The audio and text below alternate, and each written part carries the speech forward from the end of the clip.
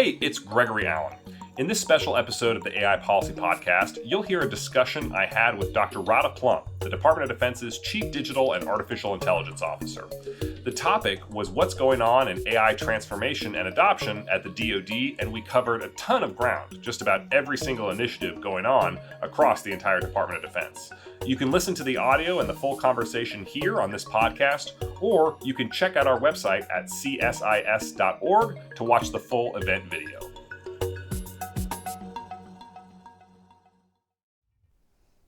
Good afternoon. I'm Gregory Allen, the director of the CSIS Wadhwani Center for AI and Advanced Technologies. Today we have a great event about DOD's efforts to scale the adoption and innovation of AI and other digital technologies.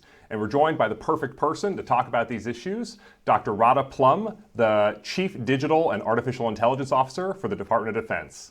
Dr. Plumb, thank you so much for joining me today. Thank you so much for having me. We're going to cover a ton of ground about what's going on in the DoD AI ecosystem. But before we do that, I want to talk a little bit about you and how you came to work at the intersection of national security, digital technology, and AI.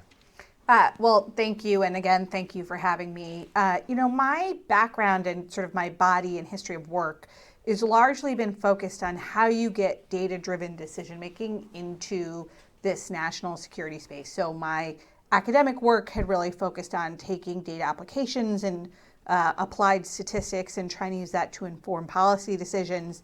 And then, my work in the private sector was really looking at how you could take that data and help it drive both sort of different decisions and approaches within companies and then optimizing their business solutions. So when I came into the department in 2021 with the deputy secretary, a big agenda item she had was really focused on modernization and driving that innovation ecosystem. And a big piece of work on that front was really on how you drive data, modern data practices inside the Department of Defense. So data-driven decision-making, there was an early work on data decrees, as well as how you get sort of digital and AI innovation into the department. And so that's really how I came to get here. Marrying along with that, though, I'll just say is, I just before this role was serving as the Deputy Undersecretary in Acquisition and Sustainment. And a lot of times our focus on digital solutions is on the cool technology pieces, which are cool, and I'm happy to talk about them. But I think a lot of the work on the government side is really on getting those acquisition solutions to help bridge those technologies into the department. And so I think the marrying of the two, digital and data-driven background plus acquisition background, has been really helpful as I've launched into this role. Yeah, so you've got an interesting mix of academic, private sector, and national security background, and then also seen some of the trouble spots for AI adoption in the acquisition ecosystem or in other parts of the ecosystem. So really a natural fit for your current role, and we're great to see you here. So you're only the second leader of the CDAO organization, which was established only 2 years ago. So relatively still a very young organization, but in some sense, we're actually pretty far into the DoD AI story.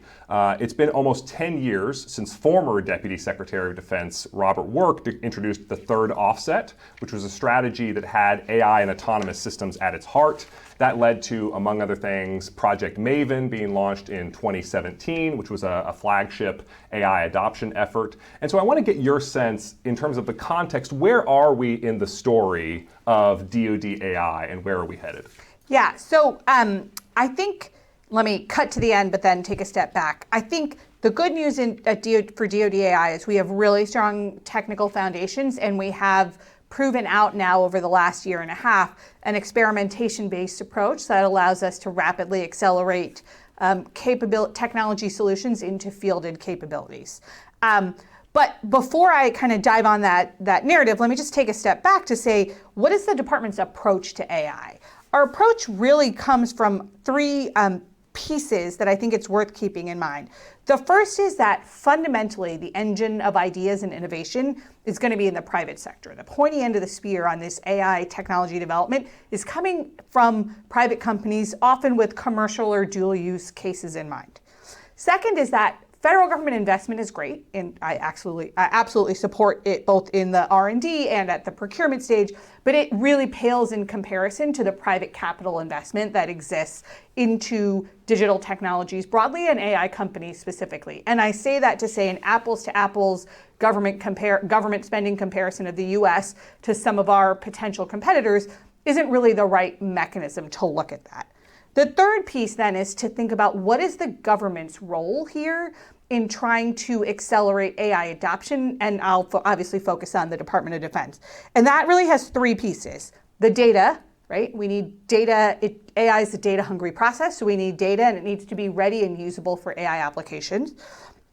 There's what I'll call infrastructure enablement. So that's, we've labeled this AI scaffolding inside the CDAO, but it really relates to a development environment with the appropriate compute, labeled data, and then the test and evaluation / risk management pieces you need. And then the third is the acquisition pathways to get the commercial technology I said before into the environment I just talked about, right? So that's really where in CDAO we're focusing our time and energy is how do we get those three pieces right? And that's what allows us to accelerate adoption. That's where the strong technical foundation comes in, and I'll just stop filibustering you on this point, which is, the strong technical foundation that my predecessor spent the last few years building has been a really critical way for us to jumpstart into this AI environment where there's a lot of innovation in the private sector, and now our focus is really on scaled infrastructure to enable that and the acquisition pathways needed to bring the technology into that infra. Great. We're definitely going to talk a lot more about infrastructure, but I also want to sort of say it seems like that's also part of the answer for what was going to be my next question, which is CDAO is obviously the core of the strategy, planning, and a lot of the implementation of DOD's AI strategy, but they're not the only people doing important work. There's stuff going on at each of the military services, there's stuff going on at DIU, there's stuff going on at DARPA. So I'd just love to hear your sense about where CDAO fits into the overall picture. Great, yeah. So I think maybe the way I'd start it is kind of back to those different pieces that I talked about before. On the, coming up and adapting and innovating, a lot of that is in the private sector, as I said. But we have some key elements that need to do that and help us think about defense-specific applications or priority areas. We have folks like DARPA and the service labs that are doing a lot of that sort of cutting-edge thinking through, especially military applications. And that's a really important part of the development piece. Then we have a number of commercial sort of technologies that need to get prototyped and proven out in the department's environments. DIU is really a critical accelerator. They're kind of identifying best of breed in the commercial sector, matching those technology solutions to capability gaps, especially in the COCOMs. The services, the military departments, really is where the bulk of our infrastructure and investment is. And they're critical in making sure we can marry up digital solutions to our legacy capabilities and sort of onboard and scale emerging technologies, especially in that sort of man, train, and equip space. So where does CDAO sit? CDAOs, I've tried to kind of bucket our activities in three areas. Enable, so that's the policies and the acquisition strategies, but also, the investments and infrastructure that are needed. Scale, that is maintaining the enterprise platforms and services needed to actually have adoption. So that's everything from our data infrastructure to, as I mentioned, that training and deployment environment we're talking about. And then speed. And that's really focused on making targeted investments to help accelerate capabilities to, I'll call it, prove out the case or help solve critical gaps in a time-sensitive way. We're doing that with JaD C2, but also on priority digital solutions, things like the National Background Investigation System and key sort of AI capabilities we want to onboard and demonstrate the value of. That's amazing. So you've got these sort of three, I don't want to call them functions because you have this sort of official list of five functions, but you've got these three priority areas that you're trying to work on. And now I'd like to hear a little bit about how that matches up to the budget, because you've got I think in the FY25 budget justification for the request for FY25, CDAO has around $650 million of RDT&E, probably some additional funding in O&M. You could conceivably spend all of that money on any one of those three priorities that you just listed. So I'd love to hear a little bit about where you are investing and how the money matches the outcomes that you're trying to achieve. So if it's all right with you, let's start with Enable, which is this policy and investments, as you just said. So what would you sort of highlight in terms of what are those investments you're making and what do you expect to see this year, next year come out of those? Yeah, so we have a couple of different investments in that Enable bucket. Some of it relates to these sort of foundational enablers in key areas, so our Sunnet environment, right? And for folks who are not familiar with Sunnet, could you just sort of explain a little bit about what that is? It is an not classified, not just unclassified, not classified development environment that allows us to take promising technologies and actually bounce it up against our data and systems in a controlled way to help us both test the capabilities in a sort of operational functions, but also do test and evaluation to include some of our responsible AI pieces. And so that in that Enable bucket, in addition to the environments, are things like building out our responsible AI toolkit, which I think is a really great example of how CDAO is a unique kind of organization. We don't just write the policies on what responsible AI means. We translate that into tools that can then be used against specific applications to make sure they're actually comporting with those the technical execution is comporting with the values and principles that we want in our responsible AI work. Similarly, we have investments in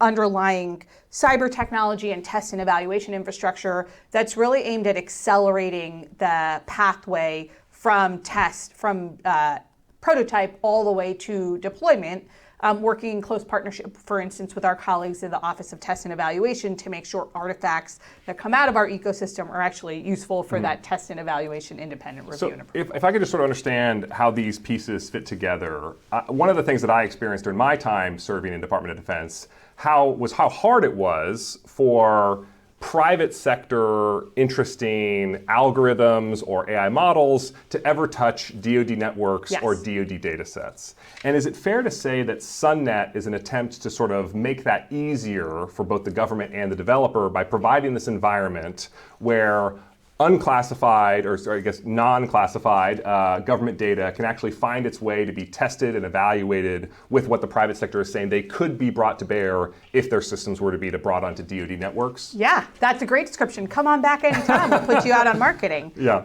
No, that's exactly right. And I think part of this, kind of hearkening back to my answer on like, what does the government need to do? Like, to enable this commercial technology to actually meaningfully be adopted, we need these kinds of environments that can take the data in the department, match it up against commercial technology, and see sort of what are the tech solutions that are actually solving our capability gaps. And is that type of service that you have, is that primarily serving the work that CDAO is doing, or is that provided as a service to other folks in the department? I think largely the latter, and I guess more generally as a principle in CDAO, while we have some analytic functions that we retain, and there's some AI thought leadership and digital transformation focus, a big part of the maturation of the organization is making sure we have available these types of enterprise platforms and systems, because those enterprise capabilities, the scale of buying them and sustaining them makes sense to have in a central place. But the particular AI capabilities, like the digital solutions, we're not going to be the closest to the end user. And so probably not going to be ourselves the ones sort of picking the right applications and bringing them across. We will occasionally in this speed kind of function. And so in the context of, for instance, partnering with DIU on Replicator, we'll look at some specifics. But generally, this is intended to be an enterprise offering to enable enterprise-wide AI adoption. So Sunnet is part of this story that CDAO and its predecessor organization, the JADE, and even Project Maven before that, has been investing in for a while. There's also this sort of new initiative that relates to enterprise infrastructure, perhaps, called AlphaOne. And could you sort of help us understand how those pieces fit together? And they really nest together. So the way I would think about it is Sunnet is a particular environment, Within that environment now, you need a bunch of stuff, right? So you need labeled data. You need T&E on that particular application, and then you need all the other kinds of documentation to get through the government. I'll call them bureaucratic processes. I don't mean that in a negative way, just like there are a bunch of boxes you've got to tick to get bought at scale and fielded. What AlphaOne is aiming to do is for a particular use case set, in this case, sort of focused on the autonomy use cases in the department, like let's build out all of those pieces, the AI scaffolding, as we've termed it, that fits together a labeled data, additional compute needed to actually test sort of more advanced AI capabilities, and those T&E resources in an end-to-end way for a particular use case to help us accelerate progress on that use case.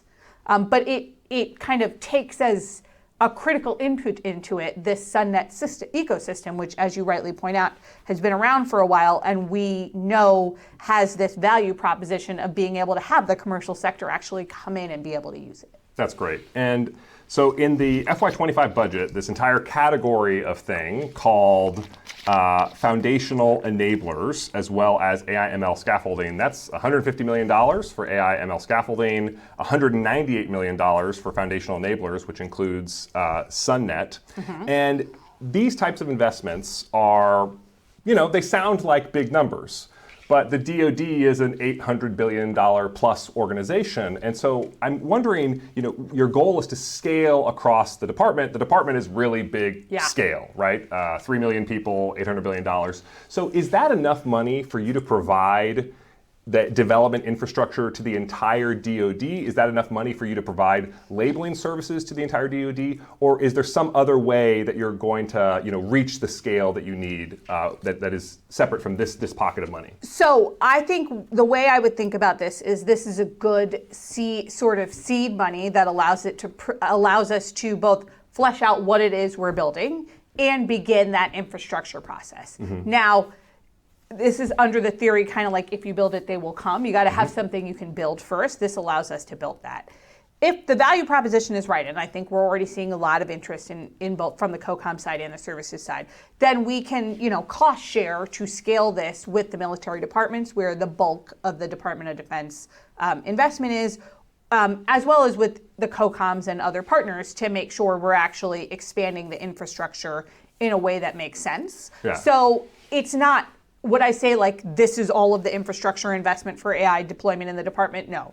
Is this a start at showing what enterprise infrastructure could look like? And if that kind of meets the need in a, again, we are starting with the use case, we're starting with autonomy. If in that sort of experiment-based empirical approach, this looks like the right solution, then let's build out on that and we can figure out either within the existing structure or in future budget what expansion looks like. Got it. So right now, if a program office in a military service comes to you and says, we want to do, for example, as you said, autonomy, and we're going to need a lot of development infrastructure, we're going to need a lot of labeling services. Right now, we're not good at managing that stuff. Would you please manage it for us? Right now, you will foot the bill in addition to executing the activity. And then it sounds like what you're saying, correct me if I'm wrong, is that once you sort of reach some kind of critical mass, then perhaps there'd be more of a cost-sharing type approach. Exactly right. Yeah. And I think maybe to just put a slightly additional tweak on it, we have some priority use cases. If you came with a different use case and came with dollars and wanted that to be executed, we could look at doing that in the near term as well, right? So I think there are two dimensions to expand. One is more volume on the current use case, and the other is additional use cases. Obviously, as we build out in this particular use case, we've got an eye towards what scaling this looks like, but we're also taking lessons from this use case to think about what other pockets of labeled data do we want to think about bringing in and invest in either as an enterprise way or in a cost share, and that's going to be heavily informed by what we hear from program offices as well as from the combatant commands in terms of their capability needs. So the seed money and the way that you've said this is like building it, but building it in partnership with people who need it.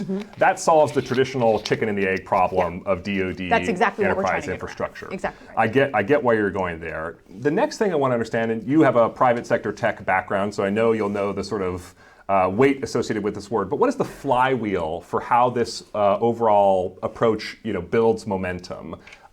in terms of what do you get back as more and more users adopt the system during that period where you're perhaps paying for it, and then how does that build momentum overall and sort of the flywheel type motif? Yeah, so I think there are two things. One is I just harken back to this experimentation-based approach we have, in most things, which is in order to experiment, you need people to use your thing so you can experiment and actually test what works. So if we want to get an end-to-end environment that allows us to take labeled data, test and evaluate prototypes that come from the private sector, come out with artifacts, and then field those prototypes in a more rapid way, we need some use cases to help us prove out that value proposition. That lets us do that. And that includes things like working with, I'll just use this T&E as an example, working with the Directorate of Operational Testing. To help us, like what are the artifacts that need to come out of this environment to allow them to do their independent assessment? What do we think digital range time is that we need from the TRMC and the work that they do in kind of managing testing? What are the policy documents needed to make sure that we're comporting with the relevant policies that govern this? What are the data sharing requirements we need to have between different elements as we pull in the data that's needed to label and then train these models, right? We need to work through the answers to all of those, and there's no silver bullet to that. It really is figuring it out, and to our mind, the best way to figure that out is to actually just pull a use case all the way through. You have the end result of both actually delivering a thing people need, so that's valuable, but also you've learned a lot of things, so the next time you can do it faster and faster and faster. And I think that's sort of our theory of change, which is let's adopt, experiment. And the way to do that, we think, is by starting off with picking a use case where we know there's real value to our end users, the warfighters, and then just pulling that all the way through and seeing what we learn, and then rinse and repeat. So one of the things that your predecessor had spoken about, Dr. Craig Martell, was the goal of a data mesh for the entire department. Now, do programs that access your enterprise infrastructure, is there some mechanism by which you're seeking to incorporate them into that data mesh? Sure. I would... Making them conform to standards, for example? Yeah. So I guess there are a couple different pieces to this. We want to have an open federated data architecture. A data mesh is a version of that. I think that that is part of that is going to be some of the folks newly entering program offices who want to leverage labeled data and come back on the outside. But a lot of that is going to be dealing with how we contract for and own our own data within the government, which is sort of going to be independent of new capability integration of digital solutions. Not entirely, because those digital solutions themselves will create data which we want to make sure we own, but think of it as if you got a whole bunch of sensors and they're producing data, a program office coming in isn't going to drive whether the government owns that sensor data and how that integration work is. So we need to have a data mesh. It's the only scalable way to do it. We also need to have an open architecture and sort of data marketplace that allows us to match digital solutions to the right data sets to deliver that into the department. And then we need program offices who have program offices, or again, combatant commands, like, depending on how the particular problem we're trying to solve, who can come with clear requirements, either, the requirements document services have or capability need statements from the COCOMs, and apply those to the tech solutions to allow us to decide what tech solution is best solving the capability need. Once you've got that going, there will then, our theory of the case is there are way more things that you'll want to move through that system than there will ever be bandwidth to do it at sort of the OSD enterprise level. And so starting to build out the enterprise service where it doesn't take us shepherding it, but there's capacity to onboard new use cases and then let the program offices do it is kind of the theory of the case for that.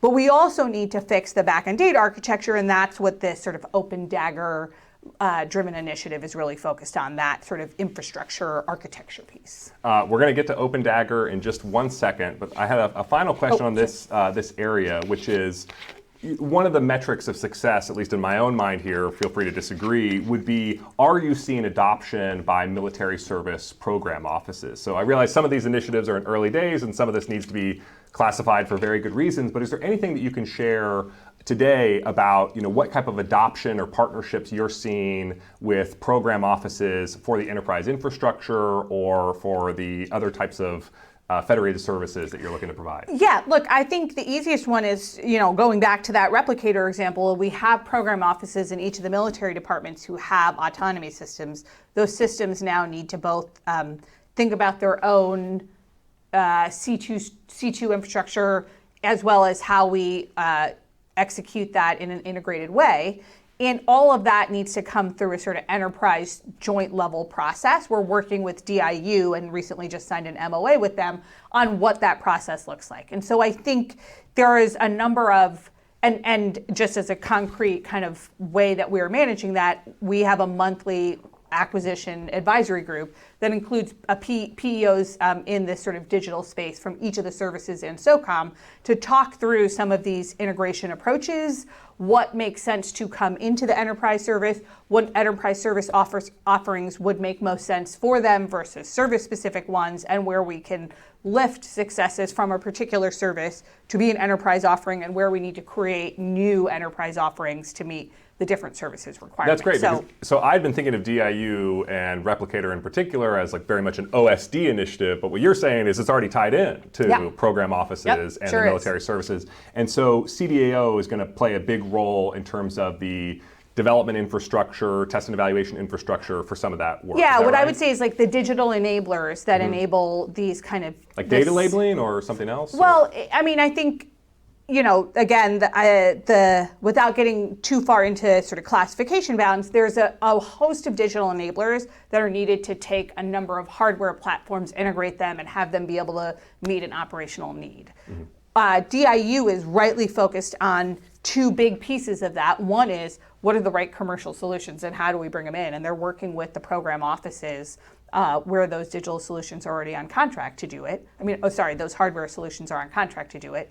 And the second piece is DIU is really the center in terms of coordinating efforts across the department so that the service work, other OSD work, and their work all fit together. So in that context, we're working on this cross-cutting digital enablers work with them to help really make sure we're able to have the right environment to test and deploy, test and field these capabilities as rapidly as DIU has in their program plans in a consistent and repeatable way. Yeah, and previously, Project Lynchpin of the Army had also expressed a great deal of interest in working with CDAO. Is there anything you can share about how that's going?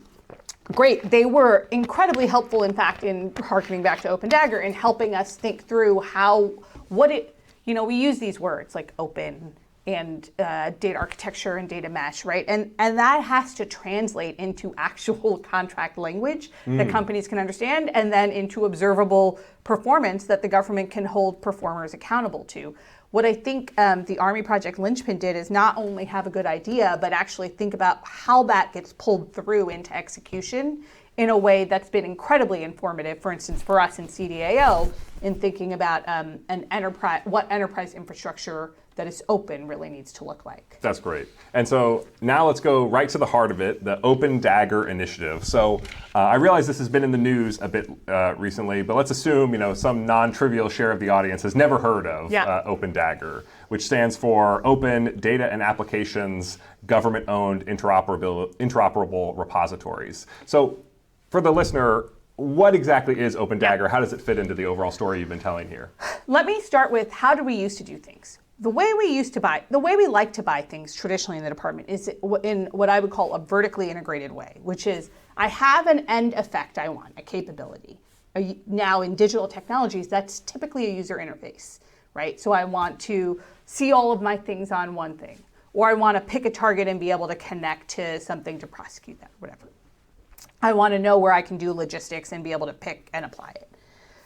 I want to pull that through end to end. And so I see this user interface that allows me to make the kind of decisions at the speed I want. And I buy all of the I think that all of the back end piece of that is just a price of buying that front end piece. It is not. Yeah.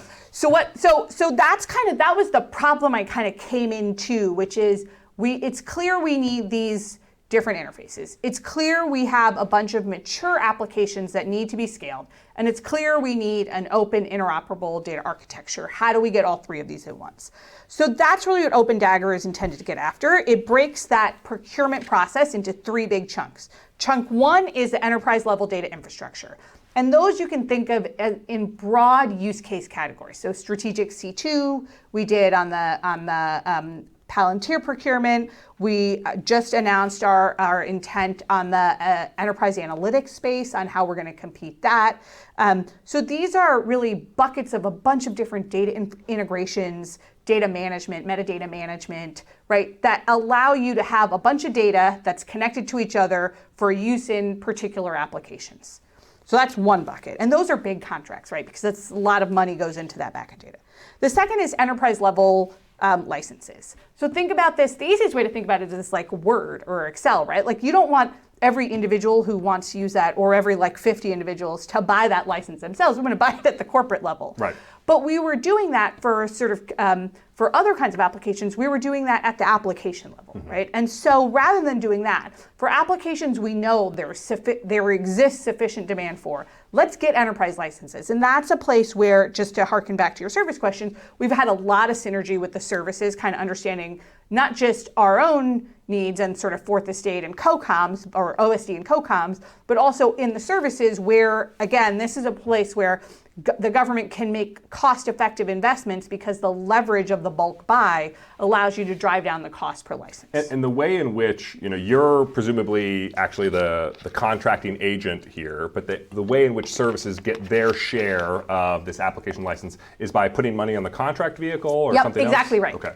And actually the way we've done, at least the way we're intending to do several of these, is that CDAO is really the sponsoring PSA, and we have an executive agent that's a contracting office in a service. Got it. And so it's not unusual for these kinds of large things for then to allow sort of intra-government, intra-DOD transfers into that account on that contract. So our contract ceilings take into account the idea that you would have other, not just the dollars we've committed, but the broader. The DOD-wide customer base. Exactly right.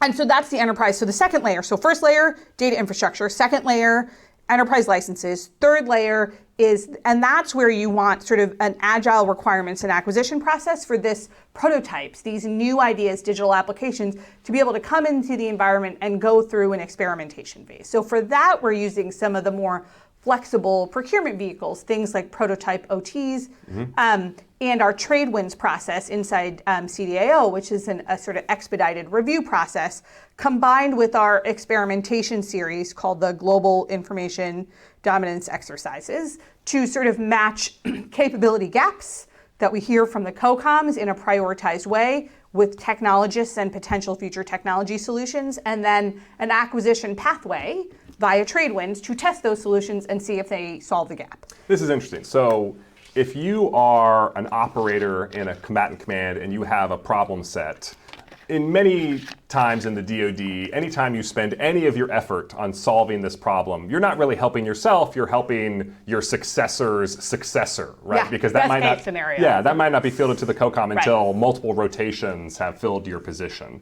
But what you're saying here is with trade wins, which is this rapid acquisition pathway, and with guide, which is this rapid experimentation pathway, you can actually offer a COCOM operator like, no, this is not your successor's opportunity to benefit. Perhaps even you could benefit if you put this requirement to us and we have this rapid way to get it done. And then let's test and experiment with it in a sort of global cross-COCOM way so that if it can solve other COCOM solutions, if we get enough demand for it, we actually have a pathway to move you from a prototype OT, from a small scale deployment to solve specific problems into, say, enterprise licenses because it's meeting an enterprise need. So the idea is not everything needs to, right? We can have lots of technology solutions that are particular to problems that are COCOM, and the way to buy them and build them is in this prototype rapid acquisition pathway.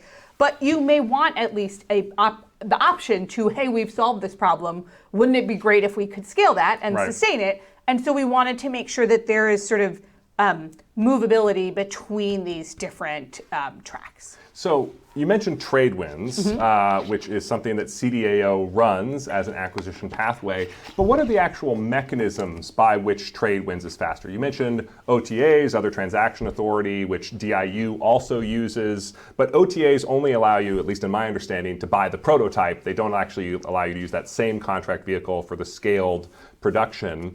Is trade wins, they're offering OTAs. Are there other things that Tradewinds is doing that it's designed to make it faster for everyone? Yeah, so I think the key to recognize Tradewin is less on the contract pathway, though OTs are a way we do that, and more on the competitive selection process, which is, it's a streamlined way to submit a video effectively about your technology solution, have it considered in a process that counts as a competitive selection process, and then if it's selected to meet a particular contract vehicle, then it is a competitively selected solution selected on that contract vehicle. Wow, yeah. That has benefits for other things to include prototype OTs. For instance, competitively selected prototypes can be eligible for longer term production contracts if they've met the key requirements at the end of that prototype phase. So it's intended to be a streamlined pathway in that you've got to prove out your technology, right? Your technology has to meet a capability need or a requirements gap.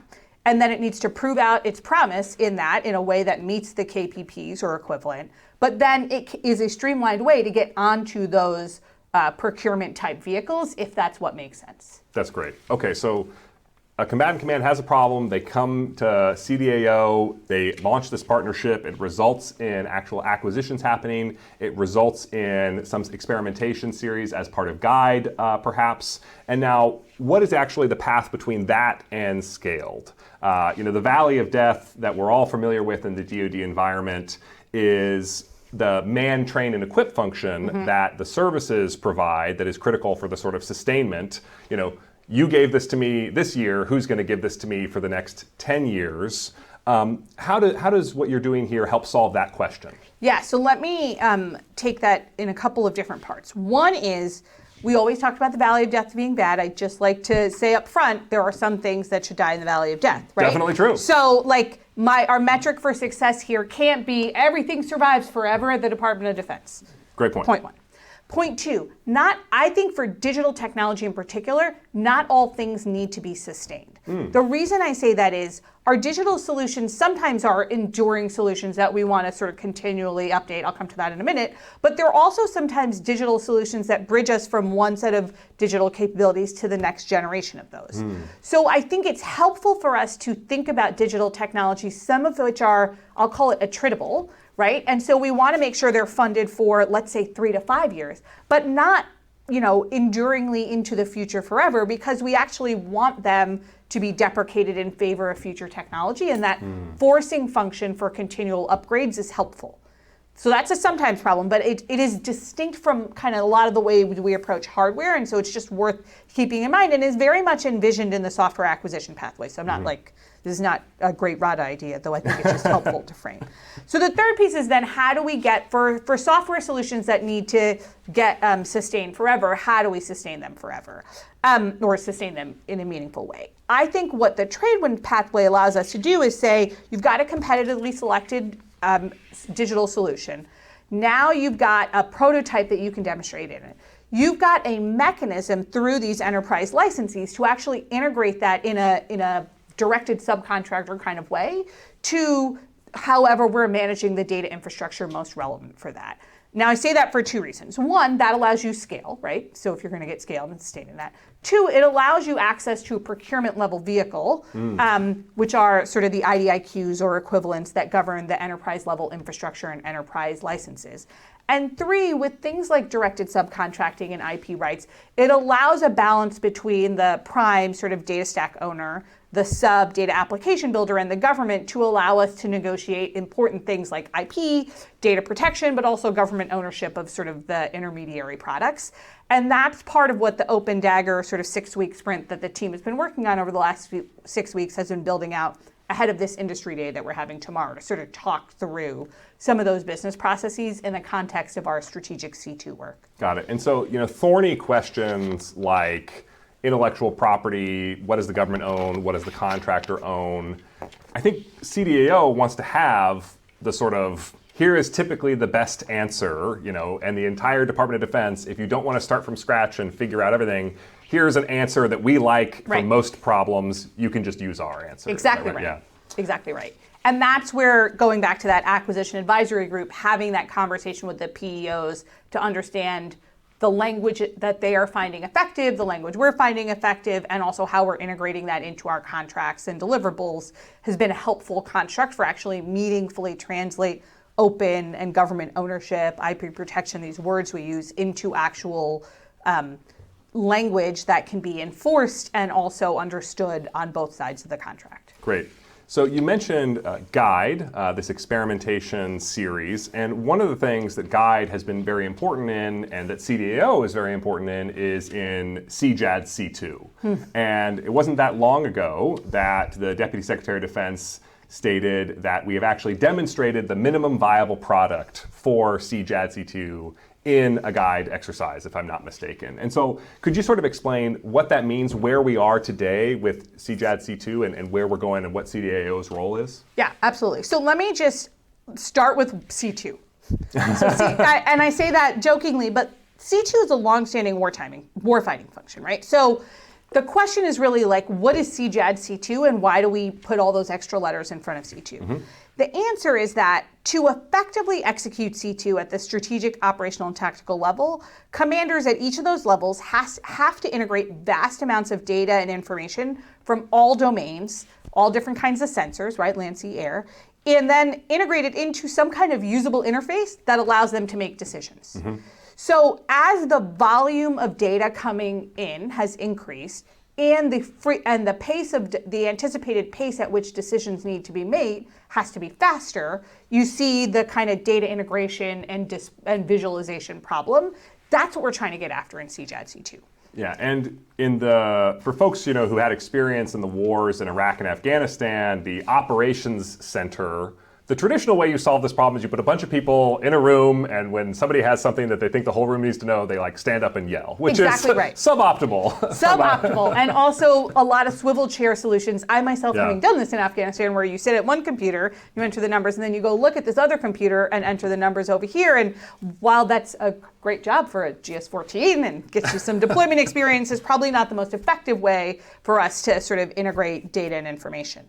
So the idea that's in CDAO was to take an experimentation-based approach, and so pulling together a cross-department effort, looking at what is the kill chain we want to close, where are the integrations we need to solve, what are the things warfighters need to be able to integrate that information and make decisions, and let's test and contest on a 90-day cycle the technology solutions to come up with what is right in a scalable way. What we did sort of in 12 months typically takes the department years, and what the deputies, and based on the parameters assessment criteria we had in December, the deputy did indeed declare a minimum viable capability. Now, the difference between a minimum viable product and a capability is this: it didn't just include the technology solution, and this is the most important part. It also included the operator use and sort of usability of that for executing the mission. And that, not quite .mil PF because we didn't have to change doctrine and training, but the real-time operator use and integration of it into a warfighting function is really what the deputy was looking for. She didn't just want cool tech and cool visualization. She wanted an operator to be able to prosecute the mission thread he or she was working on all the way to execution in order for us to count that as success, and that's really what we focused on delivering. Now, there are lots of kill chains and lots of improvements to be made, and so kind of we're continuing on this experimentation pathway. But I think, demonstrating, in addition to the actual technology solution, that this experimentation approach, which rather than having a sort of architecture from on high that then we build out for, 12 to 24 months, and then we test for another 12 to 24 months, and then goes to a COCOM, we say, let's take a thing to a COCOM, sit a software engineer and a data scientist and a warfighting operator all next to each other and just test and do that, and then work on fixing it and then test it again. Like, that's a really powerful tool to accelerating delivery. That's amazing. So we've been hearing about JaD C2, or originally JaD C2, for about 5 years now, but it sounds like you really hit your stride in the past just 12 months. So I'm curious, this is currently being categorized as part of the experimentation series, and a lot of JaD is done in partnership with Northcom, one of the combatant commands. When does the work that you're doing right now start hitting other combatant commands, EUCOM, INDOPACOM, et cetera? Well, this last JaD is global, and over the last year, it's primarily focused on work with Indo-PACOM, actually. So wow, so I'm out of date. So the priority work on GUIDE, GUIDE as a series sits with CDAO, and we've really been working closely with Indo-PACOM under the sort of NDS prioritization, NDS 2022 prioritization of China as a pacing challenge to prioritize the kill chains with Indo-PACOM and then make sure we can have an end-to-end execution. Now, that integrates key inputs from everyone, but including Northcom and Stratcom and even EUCOM and CENTCOM. So there's a real opportunity there. But there's also real synergy, I'll just note, in the GUIDE series of talking about the technology solutions and other COCOMs being like, hey, that could actually solve a problem I have over here, and kind of lifting and shifting technology approaches to different specific capability gaps. Proving out sort of what is the art of the possible with digital solutions, which I think has been a sort of right-along benefit of the overall experimentation approach. That's great. And just to make sure, CDAO has this big role in Replicator. CDAO has this big role in GUIDE. Do those two things ever connect? Is Replicator at all involved in GUIDE, or perhaps it's more than you can share publicly? How can I put this? Replicator is an approach to accelerating the delivery and deployment, and they focus sort of Replicator 1 on a particular mission space of autonomy. GUIDE is an experimentation series that we're using to experiment and test on how we can deliver capabilities, and we focused this last series on some of the mission threads in it on C2. Those intersect as we need to test out the fielding of capabilities in Replicator with these digital enablers. But, as we look to harken back to your flywheel comment, get a number of these department flywheels going, GUIDE is really focused on a joint experimentation flywheel, and Replicator on a fielding at scale. And those have to intersect to make sure the fielding at scale happens effectively. But they're both processes that need to get flywheels spinning independently. I see. And then Replicator is one big autonomy initiative in the DOD, one of the biggest autonomy initiatives in the DOD. Another big autonomy initiative made some news recently, the Collaborative Combat Aircraft Program of the Air Force. There's also the Army Robotic Combat Vehicle, other initiatives. Can you talk a little bit about how the initiatives of CDAO do or do not intersect with these programs? Yeah, we are working on our, AlphaOne scaffolding to be available as an environment to train and accelerate the fielding regardless of capability. As I said, kind of just hearkening back, whether that proves out to be the best way to provide enterprise services, I think we'll kind of see in the same experimentation-based approach. But I do think there's a tremendous amount of promise, especially with the Army, on sort of partnering on creating environments that testing and field testing acceleration and OSD level support in sort of getting the final mile to fielding can be helpful for. And so that's where we're looking to try to see where is the value add from the OSD point of view, either on experimentation or on enterprise level platforms and services, and we're making sure we're prioritizing our dollars in that context. That's great. So we've been talking about all the different functions and capabilities that you're providing on an enterprise scale to the rest of the department. One that we haven't talked about yet, but one that CDAO has talked a lot about over the past couple years, is the Advana platform. This is something that started out in the Office of the Comptroller, actually, and was part of the reorganization that led to CDAO. So where are we today with Advana, and how does it fit into these other initiatives you've talked about? Yeah, so look, Advana is a really critical part of our, what I will call our data infrastructure investments. We manage the enterprise analytics stack for the department, which allows us to integrate vast amounts of information used for financial management, but also health and personnel and logistics and maintenance, right? And that has a number of no-fail functions for delivery, not the least of which is things like the audit, but also, as I mentioned, personnel work and force planning, which is critical to readiness. Where we are in the journey is we're just entering into the period of time where we'll need to recompete the overall contract for Advana, and we're working to recompete that in the construct of Open DAGIR, which again means that we need to compete the data infrastructure the enterprise applications, which will probably be more than one, particular application set, and then this, prototype pathway for analytic applications that, want and need to be tested and evaluated on that Advana stack. I think the benefit here is we can really create a clear data infrastructure investment on this really critical back-end data, those data pieces in a more modular way than we had before. Advana is like a victim of its own success. It scaled tremendously over the last few years, and that data infrastructure itself, we're doing some internal upgrades, I think will benefit from an overall look at the data engineering and kind of what the right solutions are for the back-end architecture. And so looking forward to going through that competitive process to see kind of who's interested in working with us on that. That's a remarkable statement you just made. Advana is in some ways a victim of its own success. What do you mean by that? I just mean, it's the story as old as time. And it's super common on the commercial side too, right? Where you have data infrastructure you make, and then if you do it right, your demand for that data infrastructure outstrips your initial build.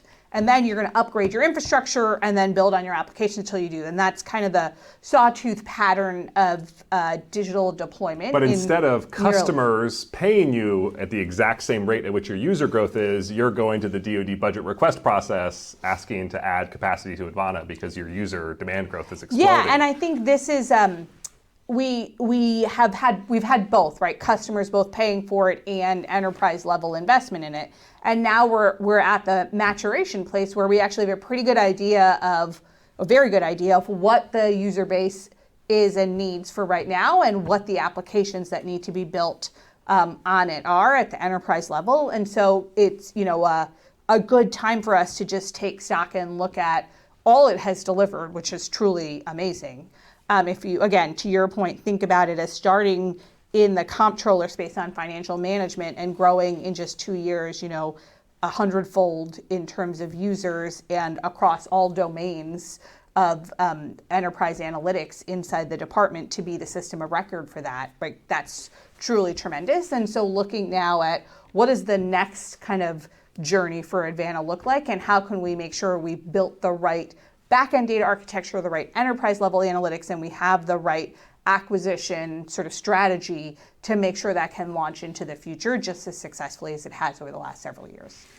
Amazing. So CDAO has so many different jobs, right? You're building enterprise infrastructure, you're developing test and evaluation technologies, you're writing policy and strategy designed to make everybody else's life easier in the Department of Defense. You're leading the way on JaD C2, you're leading the way on a lot of different parts of autonomy. And it strikes me that it's almost as though you're being asked, like, oh, Dr. Plumb, would you please just field an Olympic quality basketball team and also an Olympic quality chess team and also an Olympic quality, swimming team? You're being asked to be good at a lot of different types of things.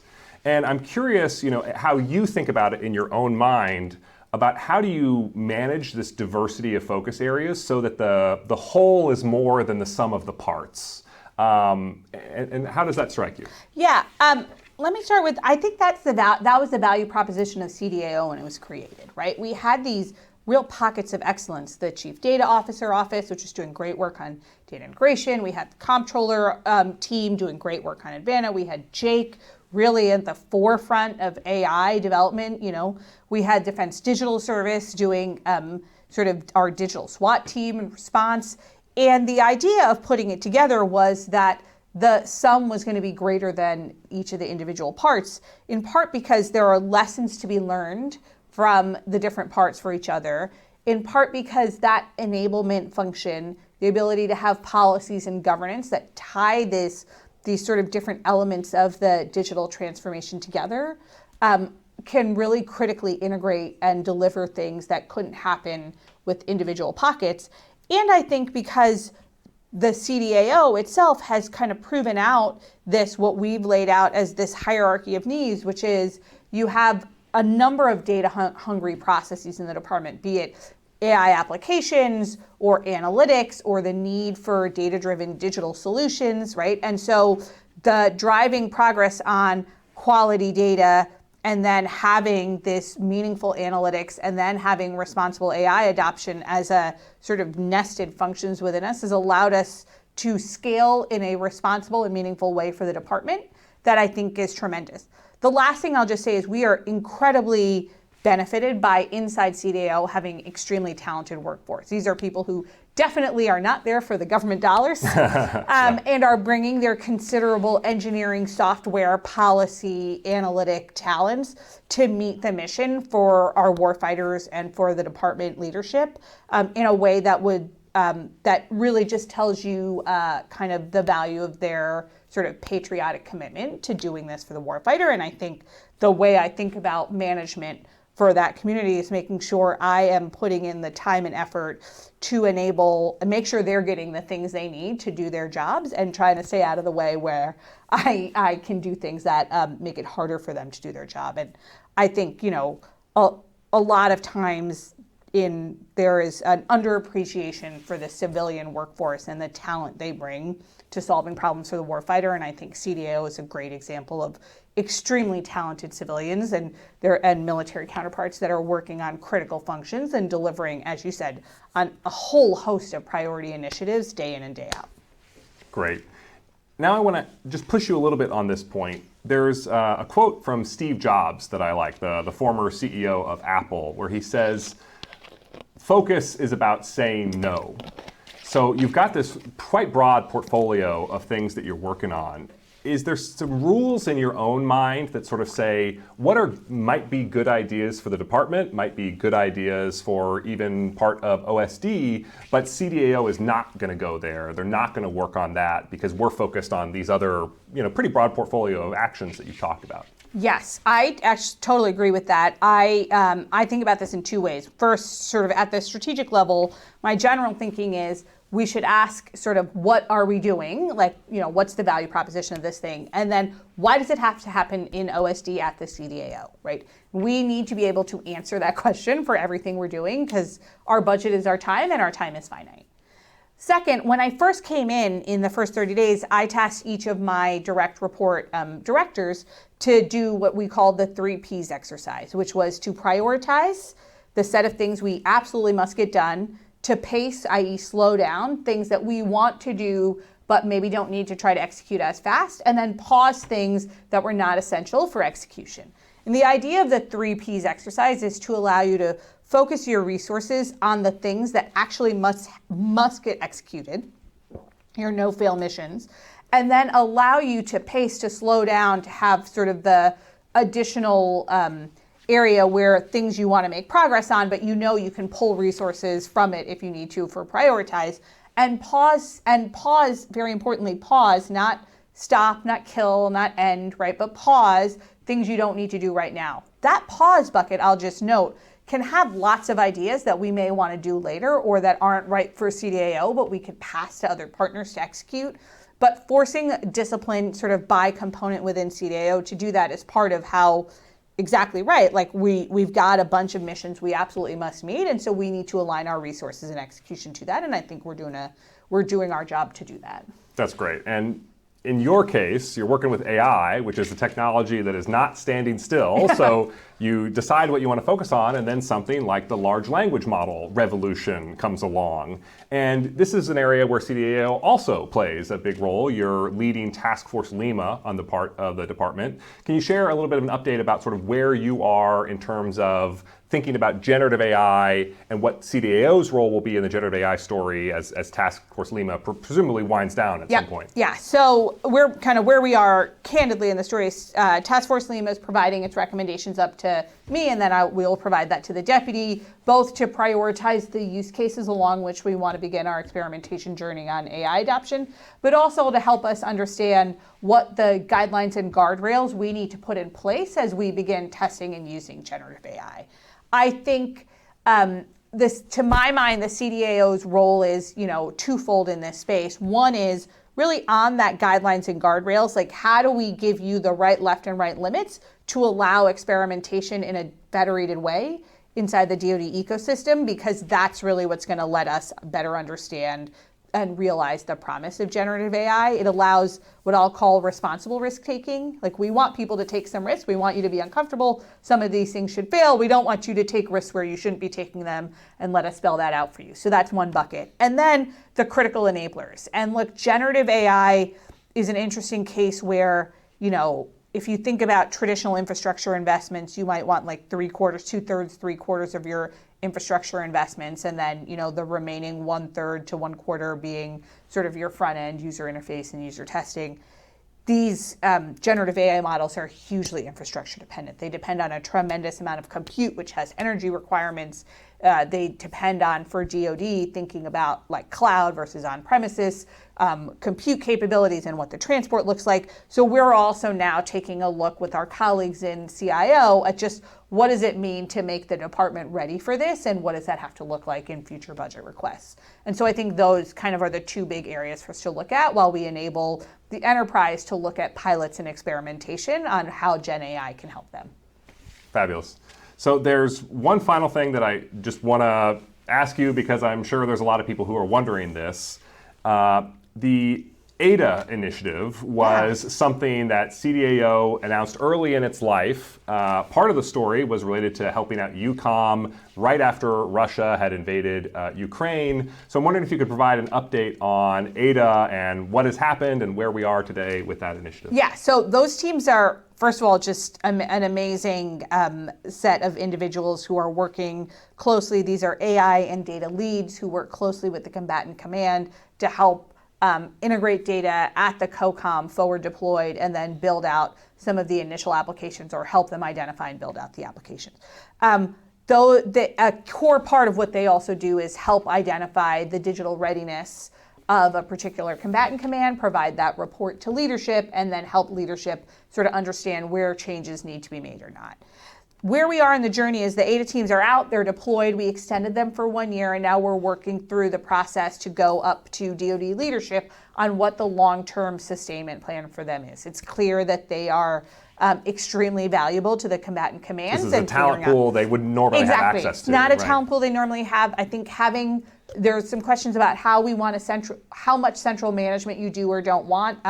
There's both value in this sort of decentralized, very forward deployed COCOM ownership, but also having communities of practice and best practices and information flow back and forth to the COCOM. So we're really looking at what are models to kind of take the lessons we've had from the last couple of years of ADA and really make the program institutionalized, but in a way that builds on the successes and helps mitigate future risks. And I realize a lot of this is classified, so it's fine if the answer is you can't tell me anything, but is there anything about the war in Ukraine in particular that you're able to say here? I remember ADA was part of this conversation a while ago. Without getting into too many specifics, I think what has been critical about that ADA team is its ability to, at the sort of endpoint, help solve digital problems with everything from tracking flows of things coming in and out, to tracking dollars, to building visual interfaces, right? So there's just a number of different digital solutions that you can see are in a world where things are moving quickly, those digital solutions can be built quickly and have real impact.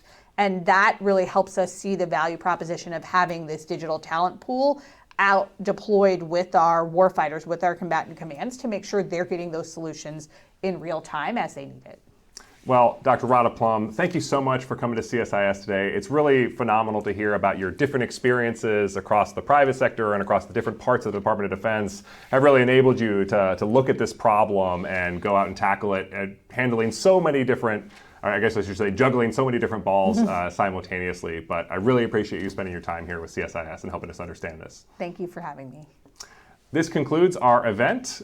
You can watch the live stream available at csis.org, and it will be available almost immediately after the conclusion of the event for rewatching or sharing. Thank you again.